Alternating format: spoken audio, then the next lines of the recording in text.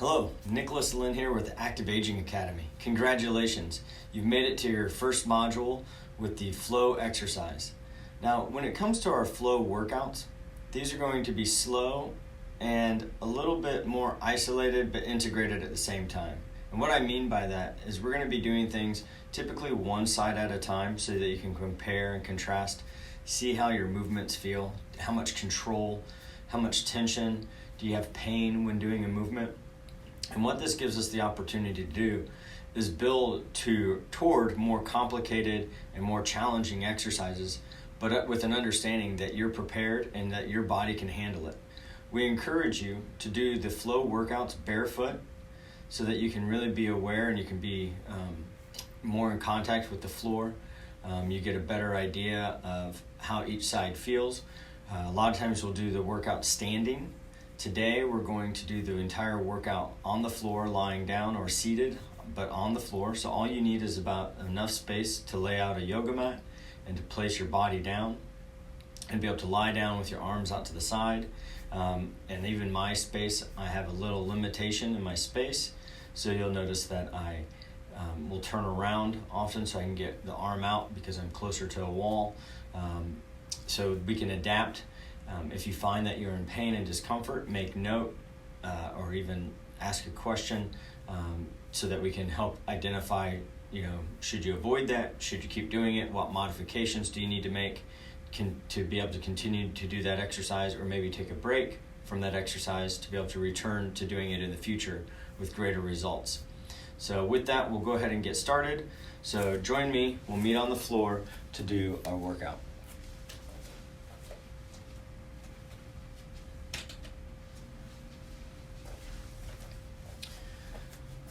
All right, so we'll go to the floor, and when you move to the floor, it's often, you want to move with care and precision and just being aware of even how you get yourself down to the floor. It's okay to use furniture to let yourself down or help yourself down. If you can, get to a lunge position where you step one foot back, split lunge. You get up on the toes on the back foot, keep your front foot flat, put your hands on your front thigh, and gently lower yourself to the ground till your knee touches. And I know for a lot of my clients, putting pressure onto their knees like this is painful. That's one thing that we want you to become aware of. Can you even get into this position? How does it feel to your body when you're in this position? If you can't be in this position, what modifications do we need to make for you? Knowing that we were just in that position for about 10 to 20 seconds. So we understand that, that length of pressure, that length of time can have an effect. So today we're going to move a little bit slower with the flow workout since it's your first workout. And we will methodically move through these movements. If you have trouble with these, going back and reviewing the Actively Strong, Optimally Mobile modules is recommended because we break down more foundational movements of the human body and joint movements in those exercise programs.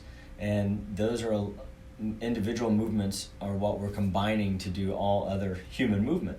So all other exercises are based upon those foundational isolated movements that we cover in the Actively Strong, Optimally Mobile module. So again, recommend going back and reviewing those, plus those serve as a self-assessment.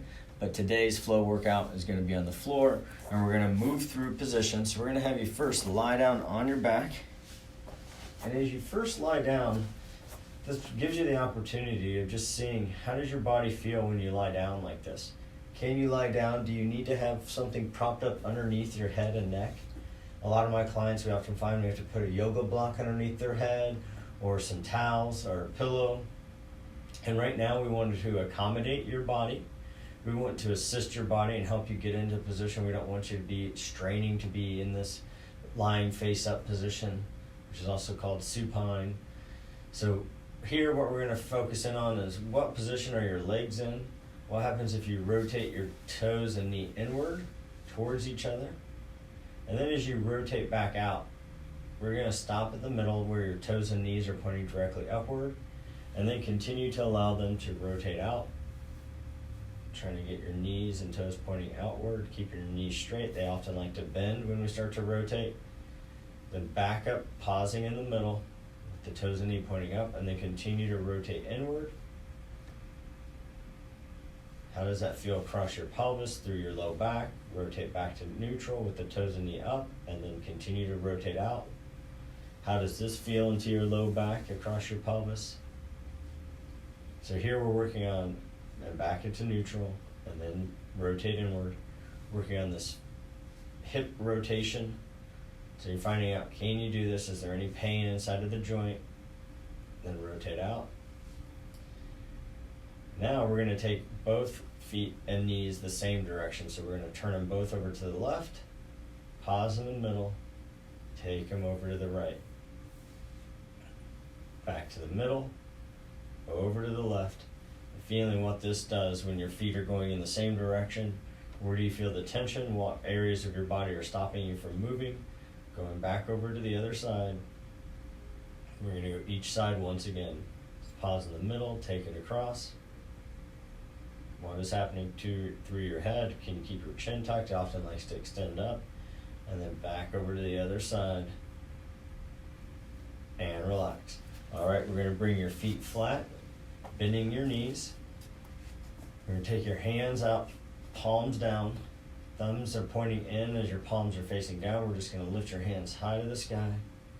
Fingertips are pointing directly up. We're lowering down with control. Finding out, are your shoulders okay moving in this position? Do you get any pain or discomfort? As you hold your fingertips pointing directly up, lower with control. Back up. And down. This time we're going to go up. Once you're up, you're going to have your palms rotate. So you're going to rotate through your arms. Your palms are now facing. Rotate your hands out to the side till you feel tightness. You might get all the way to the floor, you might not. You're just going to where your front of the chest feels tight, and then you're pulling right back up to the middle. Once your hands are facing each other, you want to picture you have an imaginary ball in your hands. So right here, my hands are in this position, and I'm just going to reach that ball up into the air, and then relax. Take the hands out wide to where the front of the chest gets tight, not pushing through the tightness, and sweep those hands back together, holding that imaginary ball. Lift that ball high to the sky. Keep that head down. Relax those shoulders back, arms out wide with control. Pause when you first feel tightness. Don't push through it. Hold there. Squeeze those arms back up. Imaginary ball. Reach those hands. It's a nice scapular motion, shoulder blade motion going around your rib cage, arms out to the side. We're going to do one more. Hands back up, reach, and down. All right, we're going to go back and do some hip motion. So here we're going to lift one leg up. We're going to avoid allowing your thighs to move closer together. We're going to rotate the leg in and take it back out. We're going to take it out to the outside. Pause in the middle, holding which is hip external rotation when we've got the foot and lower leg going to this opposite shoulder across this opposite leg. We're going to hold that external rotation just a little bit longer. Then we go back, rotating to neutral, rotating to that foot and lower leg out, which is hip internal. Back to neutral. Hold this external a little bit longer. So as you continue to hold that, you're still trying to rotate that foot and toes towards this opposite shoulder. Do one more each position. Back to neutral, hip internal, back to neutral. Bring that foot and lower leg across, going towards this opposite knee and shoulder. Being aware of what your pelvis is trying to do.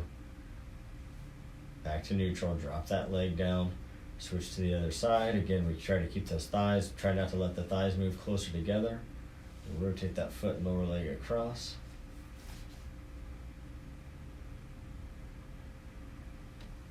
Back to neutral. Foot and lower leg out. Back to neutral. Making sure to keep that foot and knee lower than your knee, your shin lower than your knee. Often that likes to go up a little bit higher. Try to keep it down low.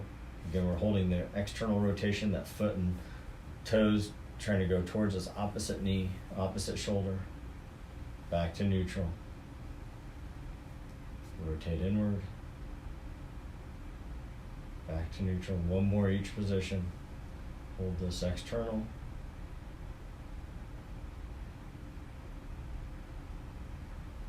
And relax. All right, we're going to move to side lying.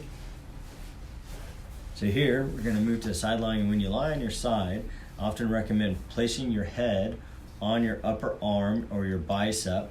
And your arm can be out in front. It can be a little bit up overhead. The more you start to go up overhead, the more extreme it is for your shoulder.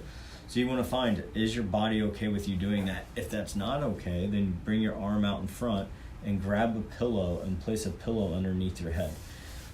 But this is all an assessment of what positions can your body get into to help us determine, can we start to help you build a movement routine from these positions. What we're going to do is you're going to take your hand out in front. When you're in this position, side lying, your body likes to rotate backward and forward. We want to try to avoid any body movement and just move your arm up towards the ceiling and then bring it back down towards the floor. Lift it back up, and again, we want to avoid any extra movement. The movement's just happening through the arm.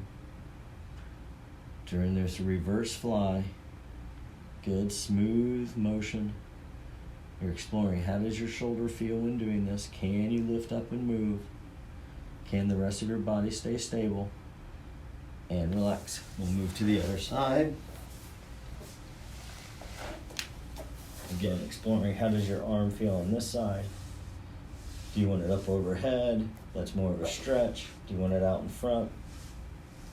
We want this top hand out in front, palm down. We want to get to a point where your body doesn't roll forward or backward. As you move your arm, we're going to go nice, smooth, and controlled.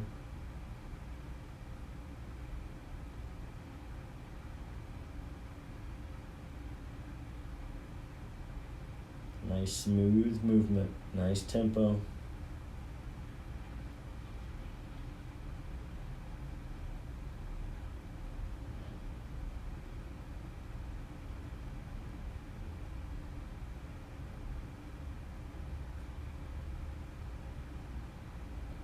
We'll do one more.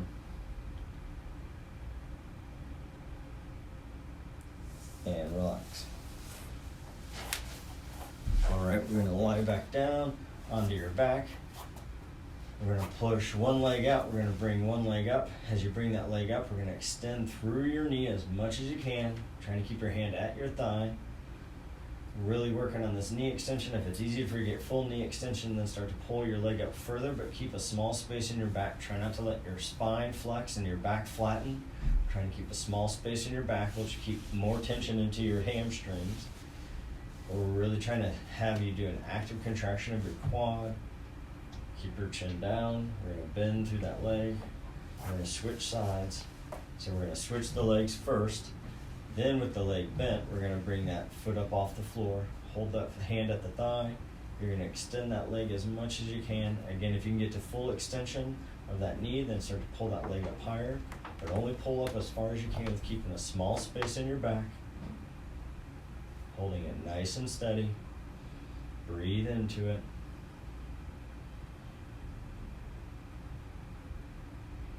We're going to relax. Switch that out. We're going to go back to that first side. So slide the foot up first. So we're lifting the leg with the knee bent. We bring that leg up and then we extend through the leg. That's it. Nice job. Holding it nice and steady. Breathe into it. We're holding the position. Don't hold your breath.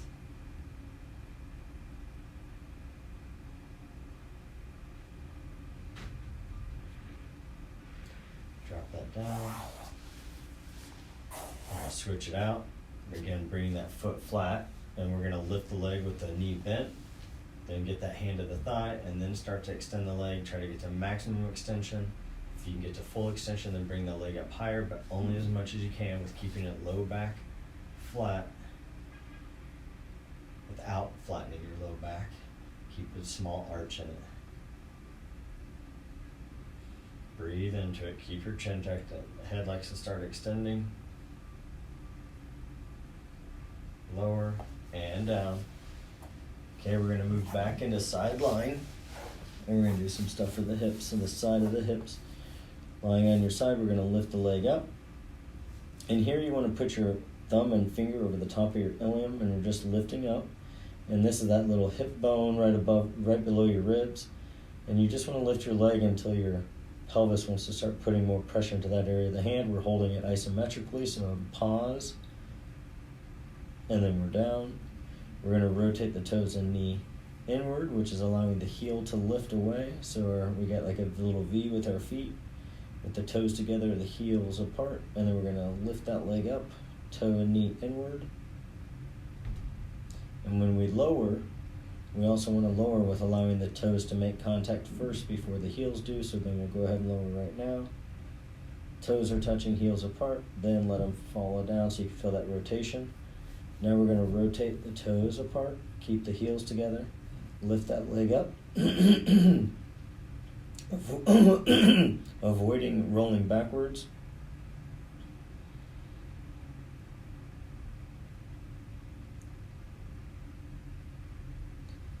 And then down, and then we'll do one more neutral, and then we'll go back to the other side. Holding it nice and steady. And we're getting a nice tension and getting the muscles to really work by holding it longer. And down. Okay, we'll go ahead and switch to the other side.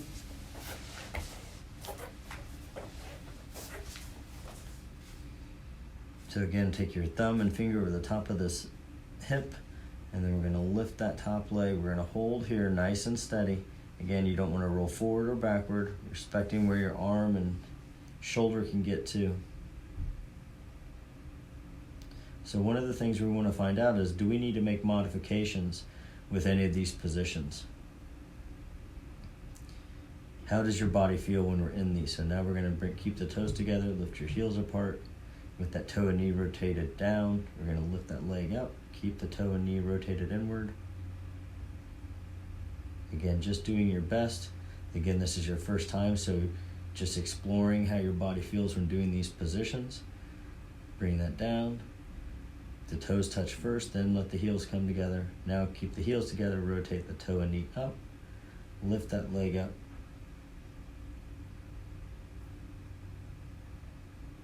Hopefully feel this on this lower part of the glute, outer part. Lower the leg. Heels come together. Now rotate. Let the full foot touch. Then we're going to keep the leg neutral, and we're going to lift. Final hold.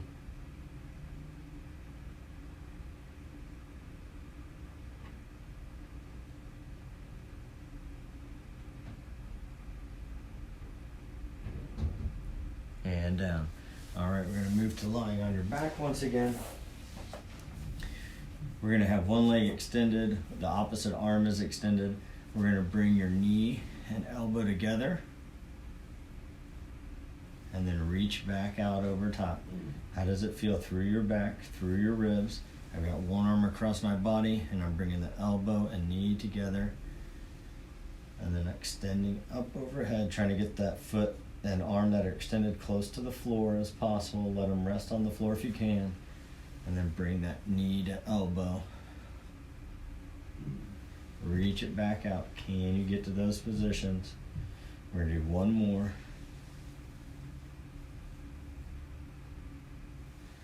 Reach it out. Can you get to these extremes? And again, you might have to prop up your head. So again, extend your leg, extend your arm. Can you get to where both are resting on the floor? This side's a little bit harder for me to get to where both can rest.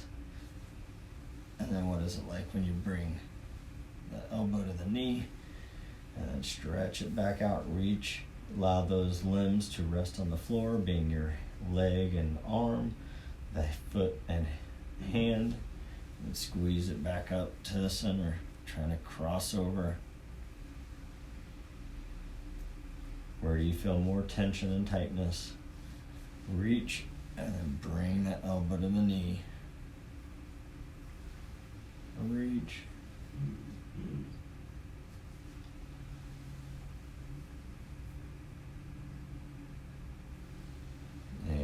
switch it out. Again, exploring where do you start to have issues with your movement. So now we're going to turn over. We're going to go face down. And when we do face down movements, we'll often refer to elbows out wide, hands underneath your forehead. So that's this position when we're face down. The other thing to be aware of when you're face down is the pressure that we put into the tops of our feet, which then force our feet into plantar flexion. And now we have the weight of our legs and the weight of our body pushing our feet into that position. So you might want to put a pillow or a bolster underneath your feet and ankles, or you can actively pull your toes up, which also work the muscles of the front part of your shin. So here we're going to go face down. We're going to bring your toes up, or you can decide to have your toes pointing, which is, again, putting more pressure into the tops of the feet, which might oftentimes creates cramping into the arches of your feet or lower part of your calves. So you can, again, put a bolster underneath your lower leg, like a little pillow, or just actively contract the front of your shins to bring the tips of your toes there. We're going to bring one arm along your side, palm down. We're going to lift that hand up. We're going to bring the arm up out to the side like it's a T, and then back along your side and relax.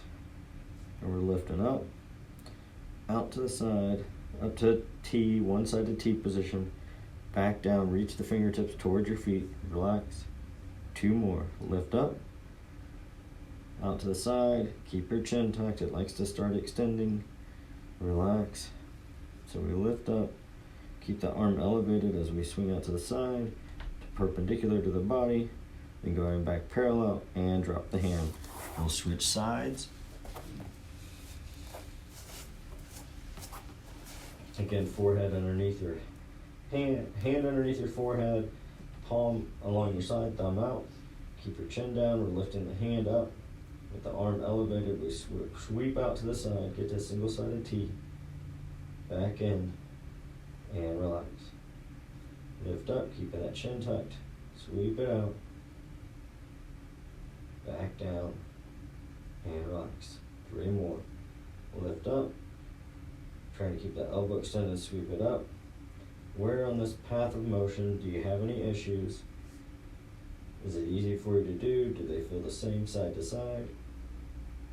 Just bringing it back down. We have 1 more. Relax all the way. Extend, sweep it out. Back down and relax. Okay, now we're going to bring both hands underneath the forehead, keeping your knee down. We're going to bend your leg as much as you can, bringing the heel towards the back of the glute.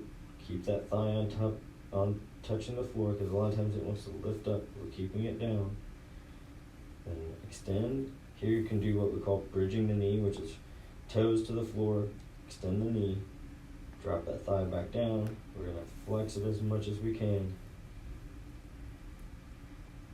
Keep that thigh in contact, but squeeze the back of the heel towards the glutes. As long as you don't get any cramping, toes to the floor.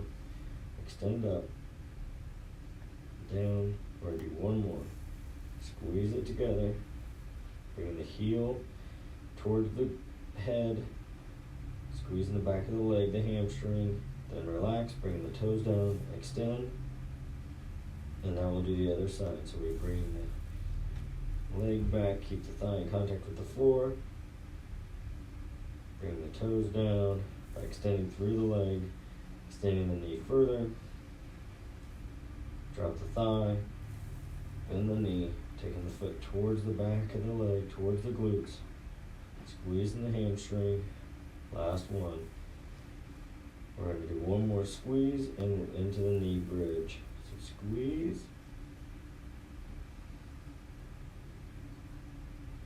Drop the toes down and extend.